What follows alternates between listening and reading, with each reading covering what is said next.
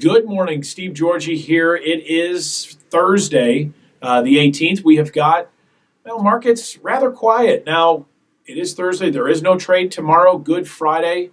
No overnight sessions here tonight. And so we get to enjoy a little longer weekend. But things that we've got to look out for. Right now, the markets are relatively quiet as far as the grains. Some of the rains that were supposed to come through kind of missed some of these areas. You've got a lot of field work going on out in the country. If you are able to move, guys are moving. And so there is rain, though, in the forecast.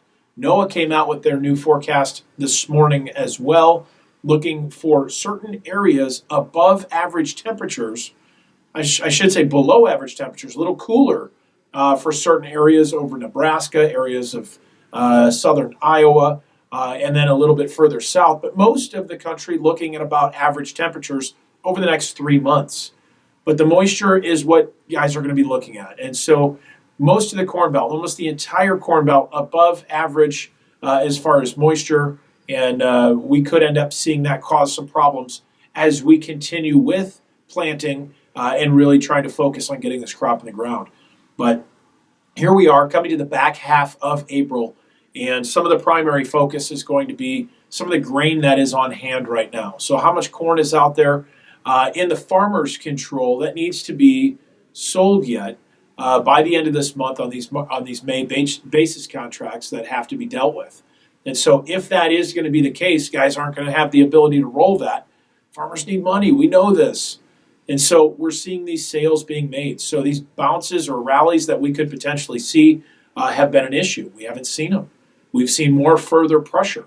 The funds are short. They're not getting out yet. And so some of the ideas or some of the questions that I get every single day is, why are these funds not getting out yet? Well, we're really not behind yet on getting stuff in the ground, getting planted. So planting progress is not behind yet.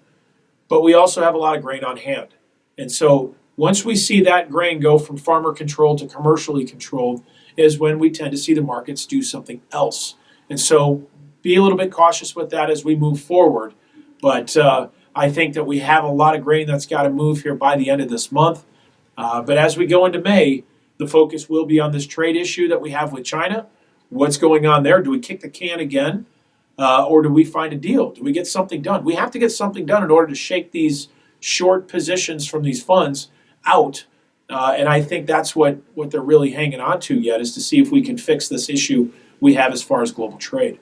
But expect to see some choppy markets today because of the long weekend. We're getting into this holiday mode. We may trade for a little bit and then sit quiet for a while here today, but we'll keep you guys posted on that. Also, the hogs. We did have strong sales again as far as pork. That may give us a little bit of a boost out of the gates as far as the hogs. I had seen right before we started this the early calls there for hogs about $1.50 higher this morning. We'll see what happens here as we get closer to the open. But continue to watch that. We did see strong sales again as far as pork, but we also have a cattle on feed report out at 2 o'clock today. So there's been some discrepancies whether or not it was 11 or 2. That does come out at 2 o'clock after the market closes. So continue to look for that. We typically see a lot of goofy trade surrounding that cattle on feed as well. So you guys have a great day out there. Have a great long weekend. Have a great Easter. And certainly happy Easter from everybody here in Allendale to you guys as well. So have a great one, and we'll talk to you next week. Take care.